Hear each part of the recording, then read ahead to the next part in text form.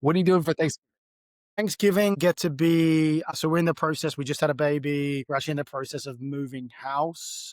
So we actually do that the day after Christmas. So this year, in-laws are hosting. We get to be the lazy guests, and I think it is for the last time ever. The new house we have is very much tailored to be a big host house, which actually I do love. Especially I'm very good at being the host who doesn't have to cook, which is like the perfect kind of host. And so that's exciting. The one thing that blew my mind that it happened today, every year, I've been here for 11 years now. And every year someone asks me like, what do you eat in England for Thanksgiving? And every year, I don't really know how to fucking answer that because A, there's nothing to be thankful for in England. But also it's the realization that it is purely an American holiday, right? Yes.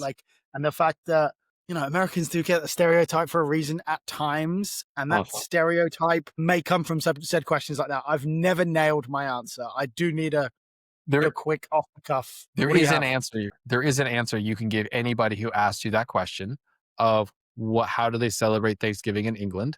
And that answer is go read a book. You should just direct them to go read a book. You need to start with the basics. Exactly that. Connor, what do you do for Thanksgiving? So I don't know if our listeners know this, but both you and I started our journey, and both you and I started our journey in a place where they did not celebrate Thanksgiving, so Thanksgiving is as foreign to me as it is to you. So we will do the traditional American Thanksgiving. 100%. I mean, look, I'm British. I will eat turkey and drink beer and watch football. Come on. What else is there to do? Exactly. Let's go.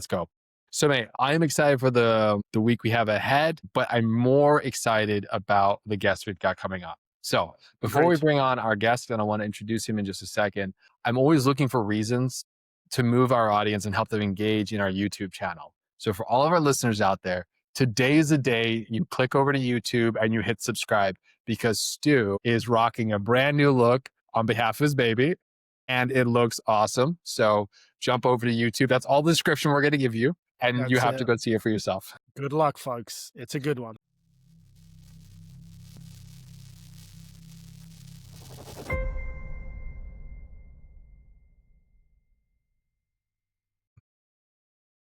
All right, so let's bring in today's guest. So for everyone who's been a longtime listener for us, you know that I've been really fixated on talking about how AI is shifting the landscape and is really reducing the cost to entry for threat actors. The projects I come back to time and time again to highlight that the AI is being adopted by threat actors at a greater rate with greater efficiency is I come back and look at these proof of concepts, the DARPA's cyber reasoning challenges, and specifically this project CVE-Genie. So it is absolutely an honor to have on the show our guest, Saad Ullah. Saad Ullah is a PhD student at Boston. He is one of the founders of CVE-Genie. He was part of the Shellfish team for DARPA's Cyber Reasoning Challenge. And so I'm really excited to dig into this and hear from the man himself about what this means and how this goes. So, mate, welcome to the show today. Yeah,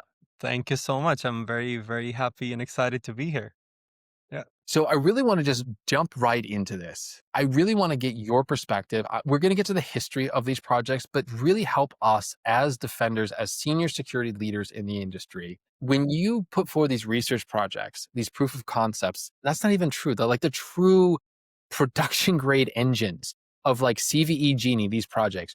Or you're seeing the cost for exploitation and how those cyber reasoning engines happening in DARPA. When you're in it, you're participating in it, you're helping develop it, and you're helping shed a light that we as defenders can use as a data point to say we need to think about our defenses. So when you are in it, what do you think this means right now for the landscape of defenders versus threat actors, this asymmetry? Can you give us your perspective of this journey that you went on, why these projects, and what do you think, and help us understand, get our heads around what this means for us? No, of course. First of all, I wanted to congratulate Stuart, because before you guys were talking about that you just had a baby. I did not know that, so congratulations. I did, yeah, thank you. It is a lot easier running a podcast and running a business than it is managing a baby. Yeah. But great Thanksgiving week. Very thankful for my supporting wife who makes it look really easy. But I appreciate that, Saad. Thank you. Yeah. Yeah, being I can understand being a parent is a difficult job, more difficult than being an attacker defender, I would say. Yeah. Yes, like I get attacked by enough, and it's not cyber attacks it's being thrown up Yeah. on, but I love it. Wouldn't change it any other way. Yeah. No. Of course. So sorry to derail a little bit, but for you coming back to your question, Connor, I think the way I started thinking about these things were that we were stuck at a certain time, like when these LLMs were happening, and everyone was talking about, oh, can they actually reason about vulnerabilities?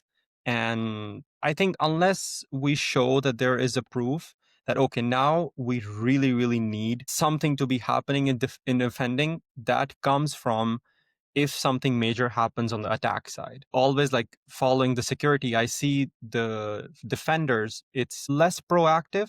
Like we don't really see, like a lot of people were waiting in this process, like, oh, I don't know, people can use large language models to do attacks on large scale. So maybe when it happens, then we go to defending side. So that my first project that I did a while ago, it's called SecLM Homes, in which I tried to figure out if these LLMs like go and do these like root cause analysis of vulnerabilities. Can they reason about these things? And I think then I started doing CVE-Genie and show that, okay, yeah, now we can actually generate these proof of concept exploits. And if I am able to do it and I have published something about it, it's very possible that there are people around the world who are already doing it and we don't really know. So I think this has definitely, after this paper came out, I have definitely seen this urge that people have now. Like everyone is trying to move, everyone is trying to say, like, okay, how do we, attacking is going one epoch up, one like very fast. Then how do we keep the pace of the defending now? And I think for that, I feel very happy with this, like the progress of CVE-Genie, because one of the things that I think was missing when it comes to defending is that if we are using AI to make these attacks, which we can do, but we also need to be able to reliably remediate those.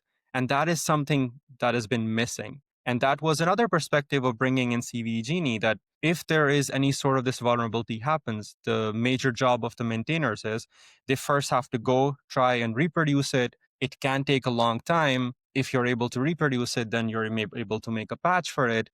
interesting. And it takes a long time. If you look at a lot of reports say it can take up to several days. And some of the recent work we have done with some of the open source community is some of the issues before the release of a software. I won't take the name of it, but they had a lot of issues that people had highlighted and they were not able to reproduce them. And they were like, yeah, maybe we can deal with them in the next release.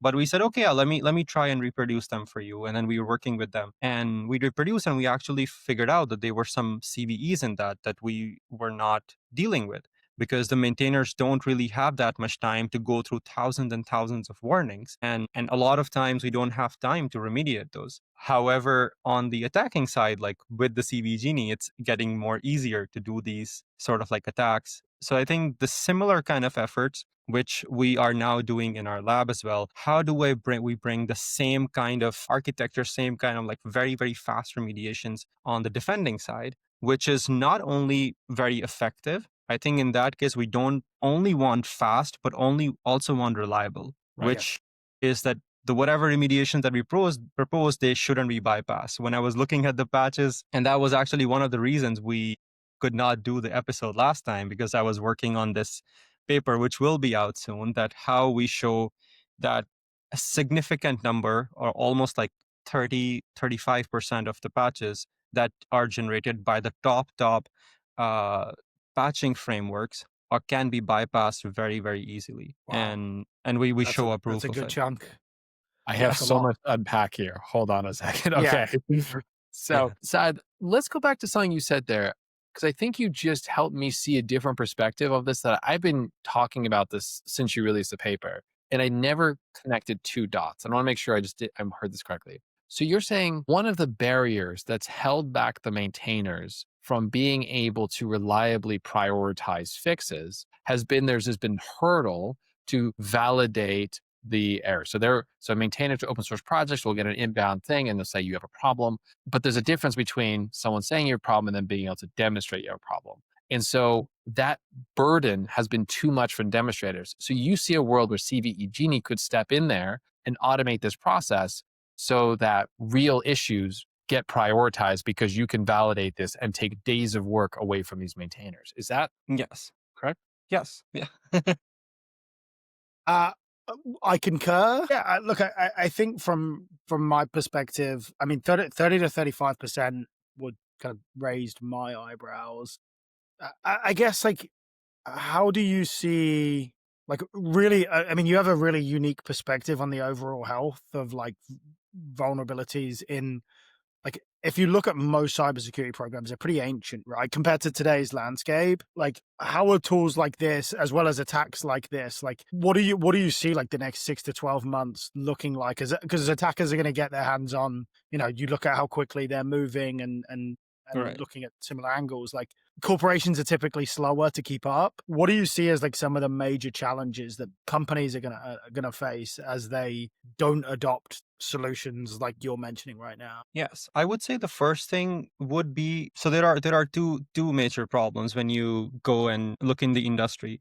So the first thing is you either go and you find new problems, which is really good. Like a lot of people are trying to find these 0 days, which sometimes attackers do, and you don't really are not really able to find at the similar pace. And the second thing is that a lot of time in industry, people are just bombarded by a lot of reports. Like if you go to a GitHub repository, there are like thousands and thousands of issues that people have, which no one really has time to look into. Or sometimes if they do, it takes a very long time. So, and to be honest, a lot of those they're not always correct. Like 90% of those are just false positives. So a lot of times there are those things that someone maybe has flagged, but no one really has time to look into those things. And so you kind of have the report somewhere in your backlog, which tells you that, okay, there could be a vulnerability, but you need time to go and look at it. So, and that kind of prevents you from taking action into going and remediating it.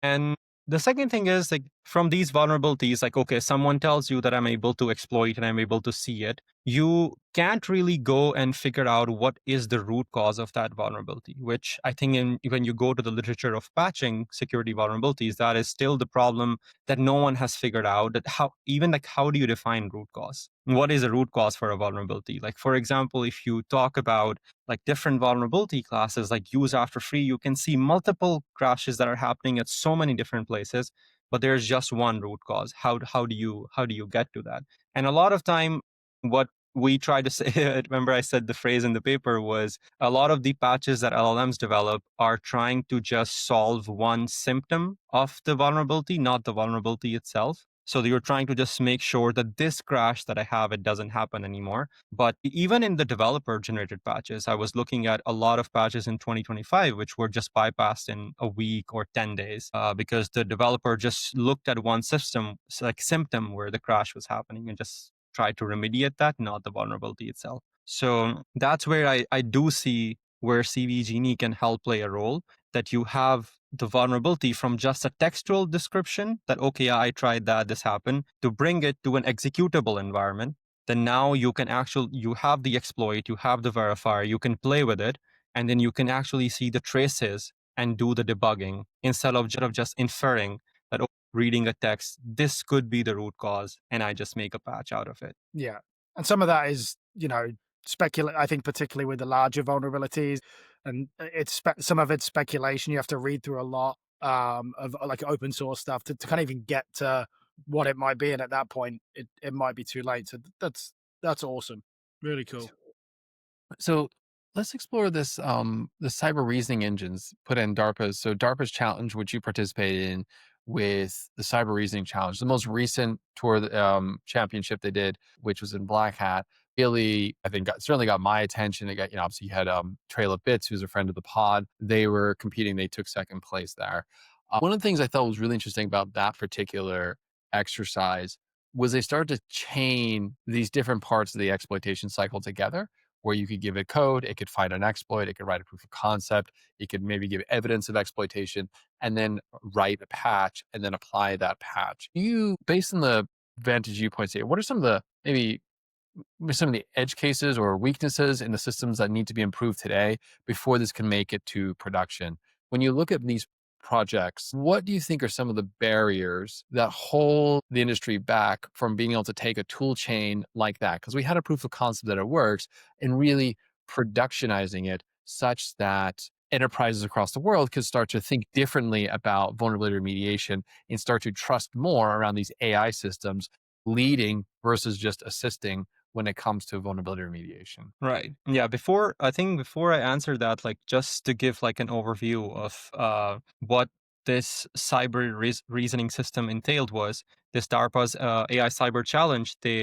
So there were multiple steps in that. So they will give us either like a complete project, and it's just they say, okay, this is a project, and you go and find vulnerabilities in it. And we were given some of the harnesses through which we can interact with that project. And the other cases were that they will give us some like a bunch of commits that the developers have made, and our goal was to find out, do these commits are actually like adding some sort of vulnerability, and then we patch it as well. And some of the other things were they give us like SARF reports, and we use those sort of SARF reports and try to figure out where the vulnerability was and then go and patch it. But a very interesting thing that they had in their challenge was that for each vulnerability, we had to propose a patch. And that patch, when let's say our team, Shellfish, proposed a patch, every other team in the competition will generate seeds which will try to bypass our patch as well. So it wasn't just like you can just propose a patch randomly for a vulnerability. Your patch needs to actually remediate that root cause of the vulnerability. And this is where I think I and my other teammate, we spend the most of the time in. And our patcher was actually given the best patching award because we designed this sort of like a very long chain of verification that how can you answer if your patch is complete or not? Which this is a key thing that I think is missing from the industry, or like the way people have been using the LLMs in for patching. And I have seen other systems as well. Mostly what people do is they say, okay, I generate a patch with LLM. I'm going to apply the patch to my code base and check, does it compile correctly? Like I have one crash which was happening before. Is that crash happening again or not? Okay, good. This is not happening. The third thing they do, if they have unit test, they will run the unit test of their project to make sure none of the functionalities have been like, the LLM just like somehow messed up some of the functionality. That is not happening. You can kind of confirm that through unit test. And then some people have made some specific sort of like LLM critics afterwards that look at it and say, okay, yeah, it's doing the right job. But a lot of these, the way that people are using LLMs in security, what we have seen, some of the traditional security tools, like for example, fuzzers, can actually help you in that. And that was one of our angle in our patcher, that whenever we generate a patch, it passes through the same set of verification passes, which I explained, but we also do like fuzzing on top of it. We say, okay, this is the crash. You take this crash as a guidance and try to like find similar inputs are in the same space of this crash. And then you try to fuzz around it. And most of the time we were able to see that LLMs, we were able to bypass those patches. So that is like the one thing that I do see is missing. I don't see like the traditional security tools being used a lot. And I think one of the major, which brings me to the second point, which I was gonna say, is a lot of the times if you want to test your tools, you need the repository to be able to, you need to be able to build that repository. And you need to, for it to be running in that vulnerable state. And that was one of the reasons I think, which I am seeing people are more happy about CVE-Genie, is that it is able to build your project. So you don't just like go around and look at the code base and just deal with the textual descriptions. And for similarly, the projects that were given to us in AI Cyber Challenge, they provided us the build of the project. We were able to run it. We were able to interact with it. And however, for like when you're making the tools, and a lot of the times, if there is a code base that is available, I might not be able to run my tool on it because my tool is a dynamic analysis tool. And for that, I need to be able to build that project. So all I have left for me now is to use static analysis tools, which are very, very famous for giving me a lot of false positives, not enough good information, and I'm stuck with it. So that was another thing that I see it's missing, where we do have tools. Whenever there's some new vulnerability I see, I think of in my mind that, okay, yeah, like I have seen some sort of research that does it, but why is it not being applied? And it's a lot of time answer comes down to it, like we are not able to build the project in that way. Only the maintainers and the developers of this project have those builds, and we're not able to instrument it in a way so like my dynamic analysis tool, my fuzzing tools, they can work on it. So a lot of times we're actually like, we can do those things, but there are some hurdles in the middle, like some potholes which we haven't filled. And that's why a lot of the security tools we're not able to use. Interesting. I've got a really technical question for you. And if I'm completely off base, you can just dismiss me out of hand and the audience will know. And it's okay.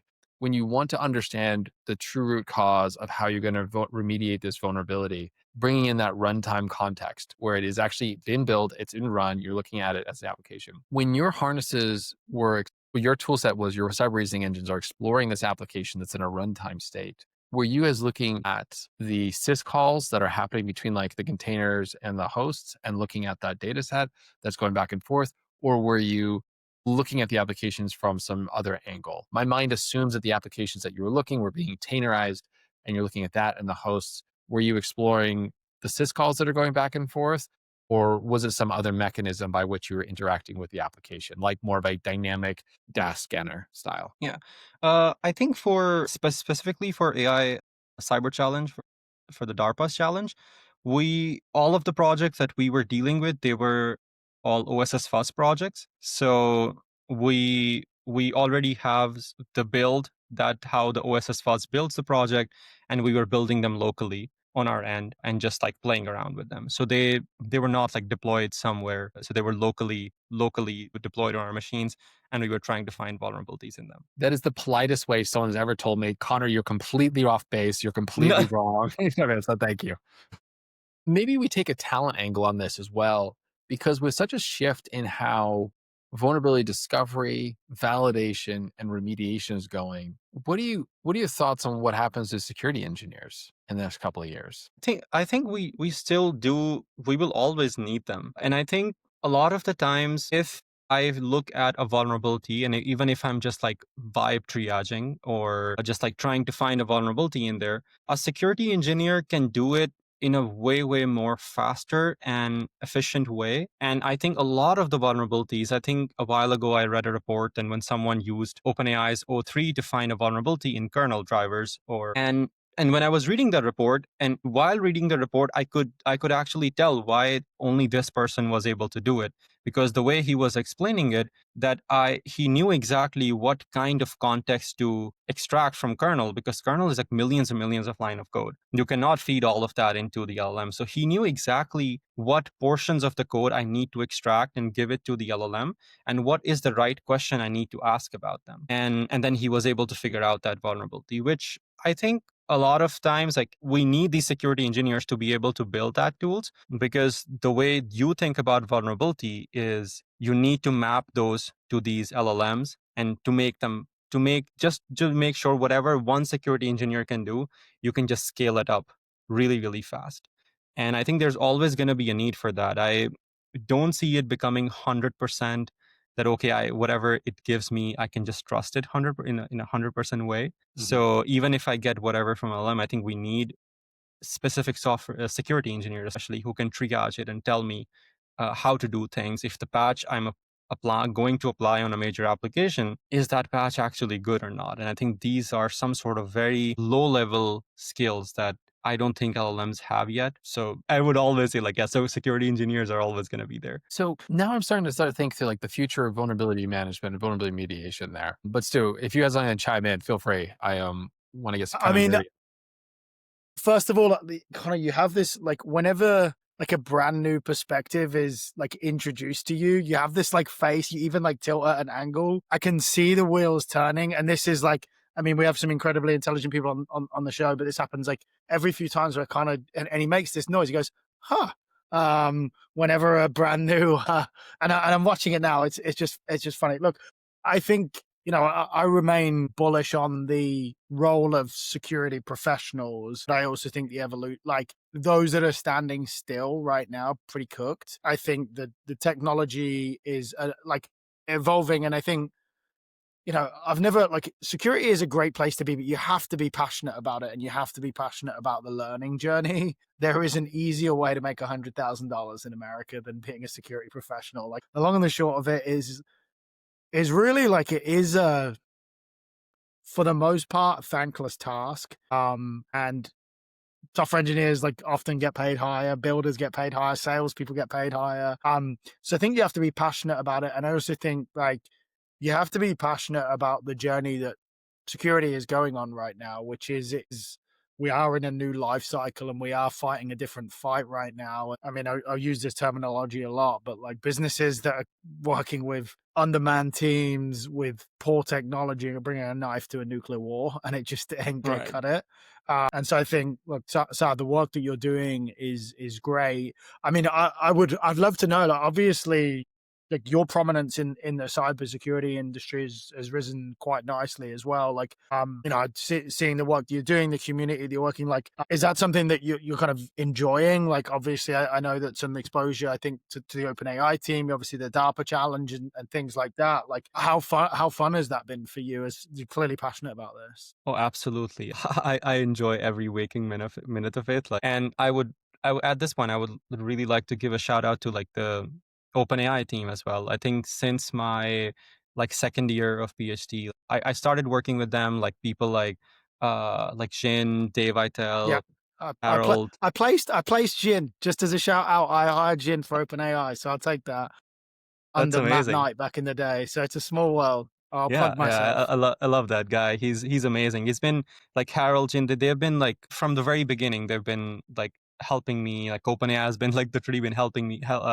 Has been has given me grants and funded my PhD as well. So a lot of this is especially for CVE-Genie. I remember the first version I made. I sent it to them, and I was working with them, and Dave Itel went through it, pointed out some issues, and said, okay, you should go and maybe fix these. And then iteratively we kept going, and this is the new version now. So I think along with my PhD, especially the collaboration with OpenAI, working with them, and especially working with Team Shellfish, I always when I came and joined Team Shellfish, it's everyone there, the mind, the way they think is very, very top level hackers.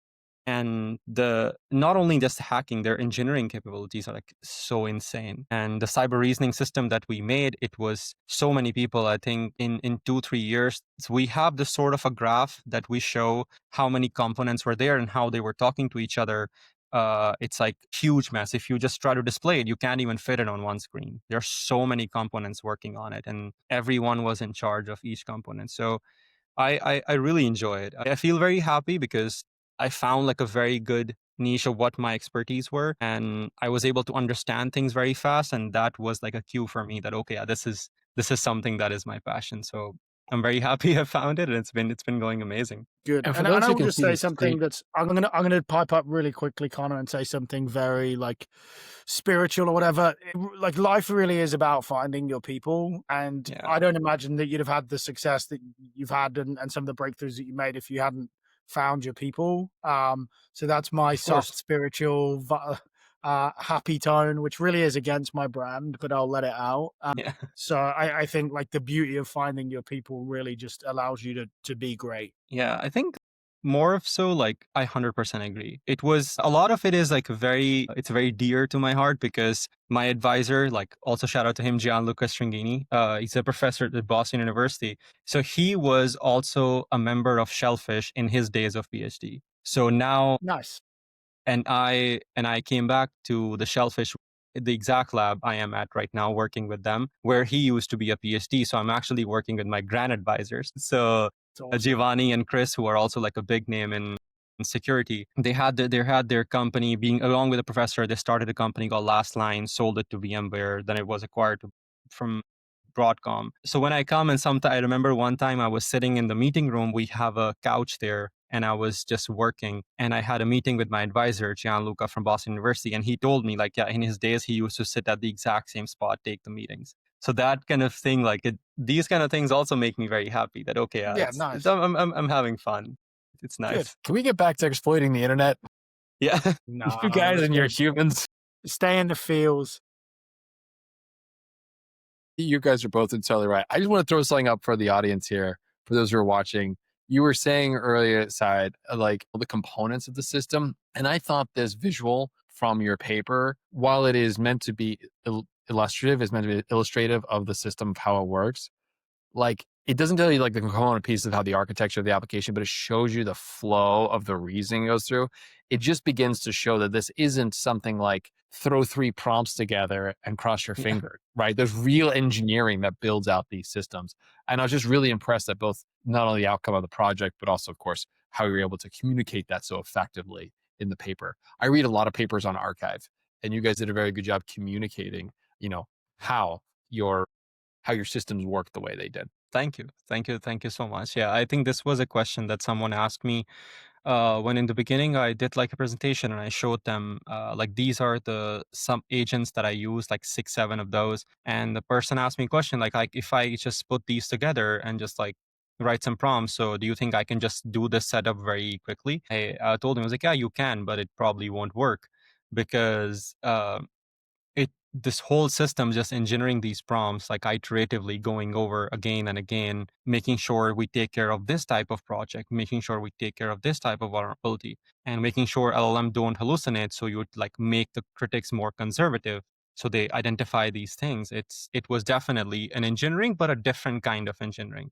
It's not like you're developing like you're writing code and stuff. You're just using your intuition and translating it into English language, and which does feel a little different, but it I think it's still I still call it engineering. People call it prompt engineering, but I still call it like if I am trying to transfer my expertise to a model, which I think it's also a skill. It's code in a different language. It's just got different Yeah, parameters that you're navigating, one yeah. being probabilistic, another being deterministic. So I want to ask a question here. It's a bit of a layered question. And the question is, what drew you to the problem set of vulnerabilities specifically, given that also in the same breath, LLMs as they're designed today, like an out of the box vanilla LLM, actually is pretty terrible at producing safe code. You can go find studies, and there's like 45% is the one from Verico that most people organize around, but somewhere between 40 to 60% of the code that like an off-the-shelf LLM without any tuning,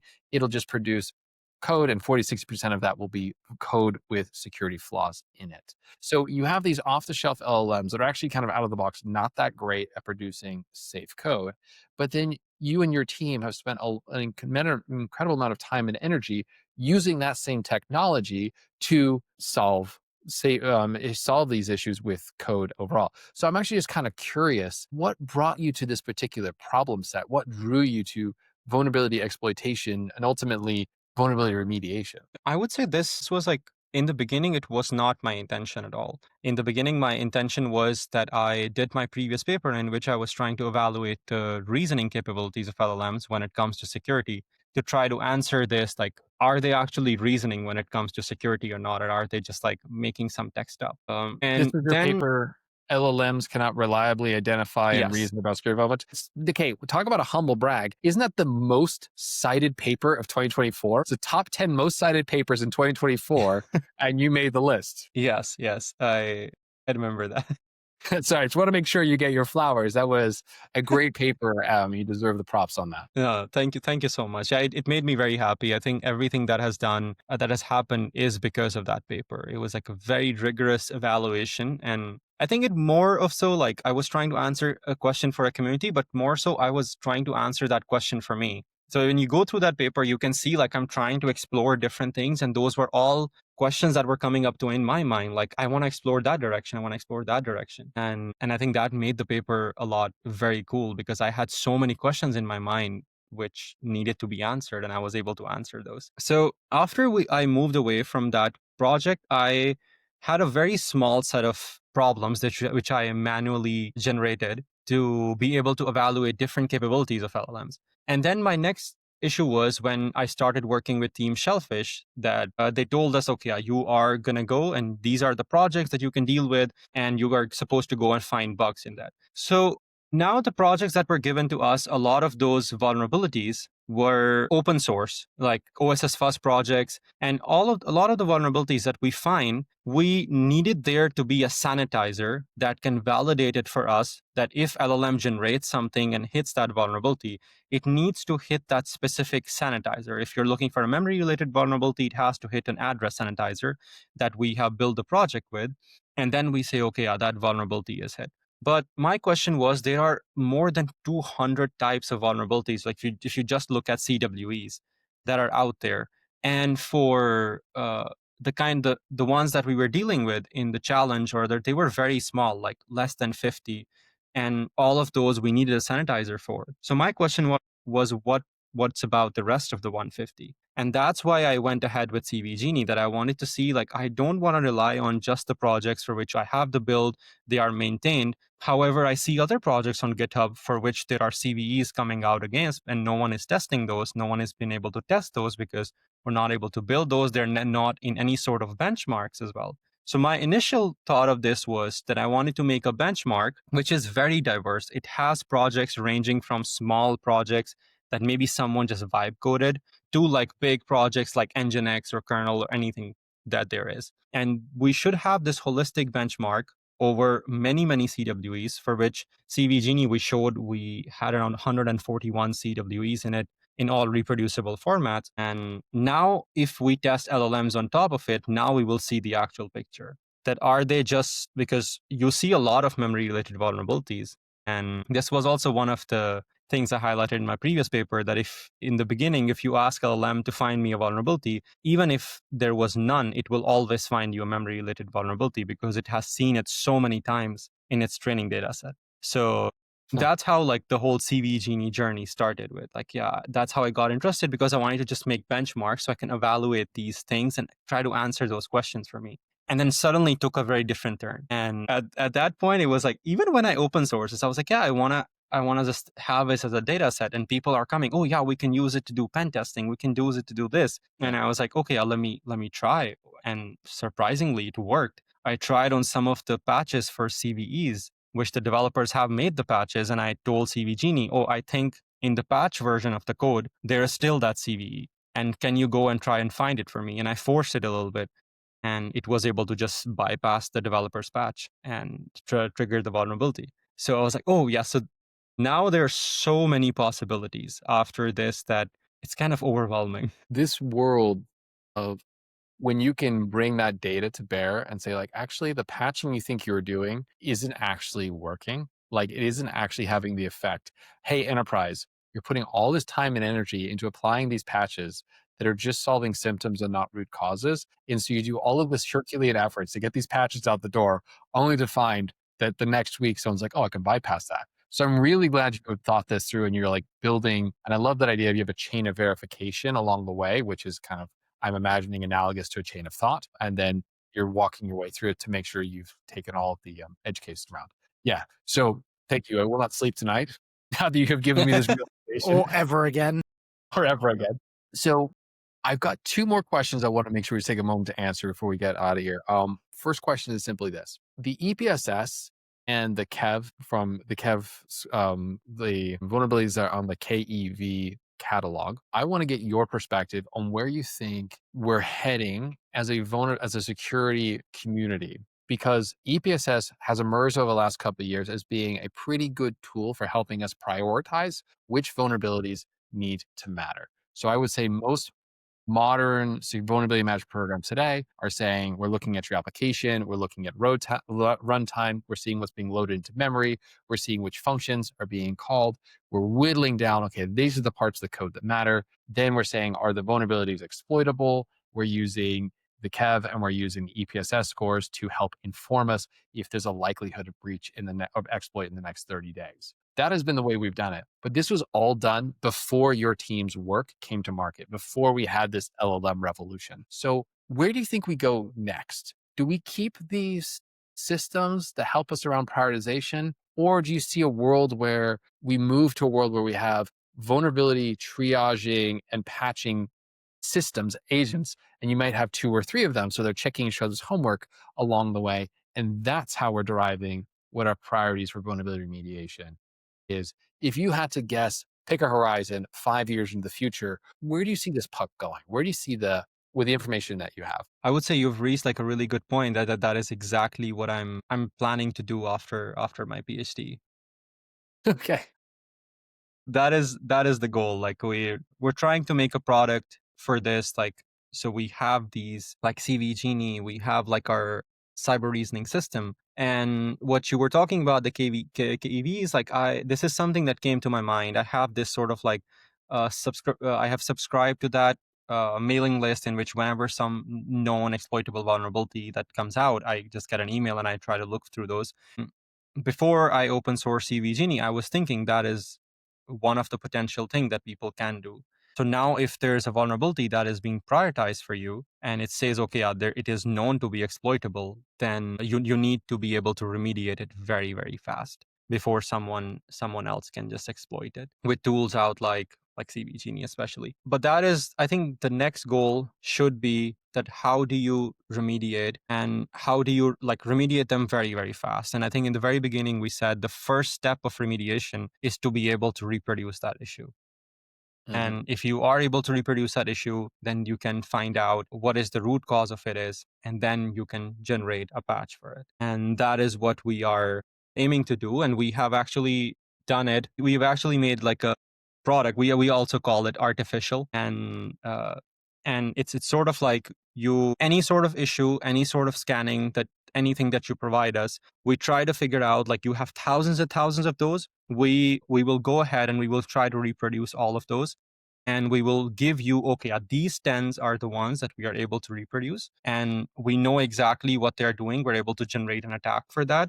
And then we have the state of the art patcher, which we have this chain of verifications. So we know if it is trying to remediate it and it generates a patch for us, it will be like it is a very, very good patch and it's a complete patch. And that is the way that I see forward, and that's exactly what I'm trying to do now. And I think that we have to do it now, because with every email that I get from that mailing list, there's a new known exploitable like vulnerability. This sort of concern rises in my mind again. Well, I'm really glad you're putting the time and energy into that.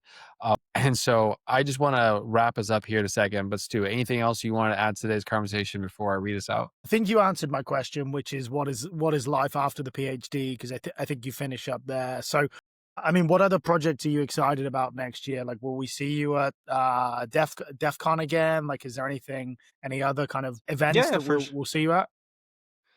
absolutely. I will be. I love to go to conferences as well. I'm working on my still the last paper that I'm doing for my PhD, and I'm finishing that up.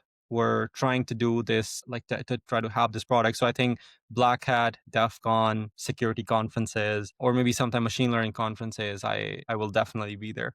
Yeah. Awesome. There's something you and I have in common that I don't know you've realized. Both of us went to BU for 7 years. One of us is revolutionizing vulnerability remediation, and the other's a podcast host. Well, actually, I did not know that.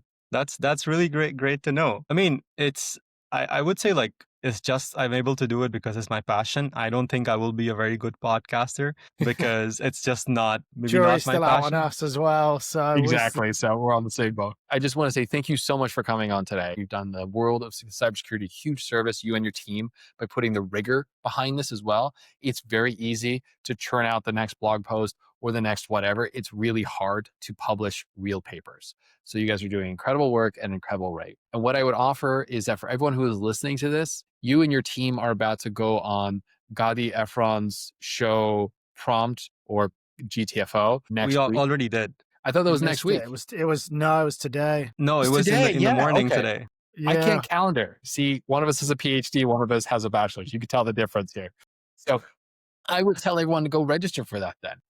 Go listen to The that, rewatch. because I haven't, obviously was prepping for this, not for that. But like, check that out, because you guys are really pushing the boundaries on this. And I also would say for everyone else, go check out the website you just described for your next project, which is Artificial. So that's Yes. Artificial. I'll put it in the notes, but it's artificial.com. So Yes. again, thank you so much for your time tonight. Of course. Thank you so much for having me. I've been listening to your podcast on LinkedIn. It keeps showing up, so I do tune in and I listen to it. I was just listening to it a while ago, and I saw you mentioning CVE-Genie. It made me very happy. And being a guest on your podcast, it's a huge honor for me. It means a lot, a lot. We greatly Awesome. appreciate that. Well, for everyone else who's listening to this, do like Saad does, listen and subscribe to the Yeah. podcast. That's what you should be doing. If you want to grade like him, this is how you do it. Again, for everyone else who's listening, thank you. If you enjoyed today's show, please do give us a like, give us a follow. More importantly, give us a comment on LinkedIn. Stu and I watch that like a hawk, and we would love to get your feedback on the show. Okay. So until next time, thank you for listening. All right, Stu. So this is the last episode of season 1.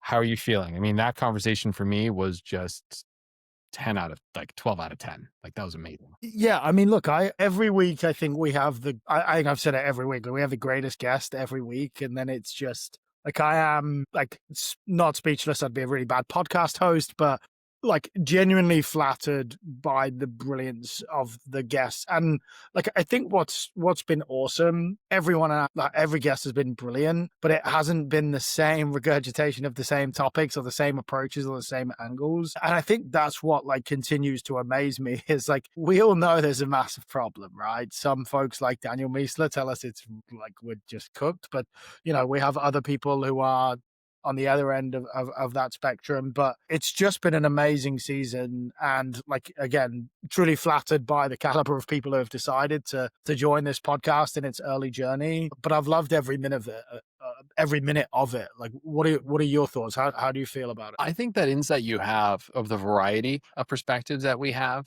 I mean, because you've got the research that we just described on this podcast tonight. Okay, that's one angle of it. Okay, that really has material implications for operators. How does the security team use AI for the benefit of us? You just jump over to the next episode and you've got DeSesde Susanna Cox, right? And she's talking about this subspace problem and how you'll always be able to red team AIs. In the same breath, we then have Sandy coming on, and she's the chief security officer for SPLX, who really has built probably best in class commercial ways to red team these systems. So they're all right. That's the thing. It's like it's such a huge transformation. There's no one person who's like, yep, that's the person who's right and everyone else is wrong. It's like it's such a big elephant to go after, or such a big problem space to really to master, that we do have the privilege of having all these unique voices come through, and I'm really grateful for it. Yeah, and look, I think from like a growth perspective, it's been fun for us as first seasons of podcast hosts learn our craft and get better and develop. And I think the guests have only made it easier for us because they're the secret sauce, right? And I think like as I think about next season, you know, we'll slow down for the holidays, you know, think about how we can make this better and come back pretty excited for season 2 in the new year with another world-class slate of guests. But yeah, I could not be more excited or energized, you know, as we wrap up this season. And again, like I just cannot thank the guests highly enough. And Connor as a co-host, it's been amazing. It's been a ton of fun to share this with you too. Yes. And like all great ideas, it started in a bar with not enough time to go get the work done, and yet we still pulled it off. So here we are. It has been an incredible back of the napkin idea that has come to life. Yes. So, all right. Well, with that, we will leave you all. Enjoy your holiday season. We will see you back the first week in January. We'll actually be doing some quiet episode recording at AWS reInvent. So if you're listening to this before you head out to AWS reInvent, drop me a note on LinkedIn or drop me a text. I would love to meet you there. So again, Stu, what a great season. And for everyone else here, we're grateful for you being on this journey and grateful for you sharing this journey with your friends and colleagues. It's the sharing that makes it worth it. So thank you. See you next time.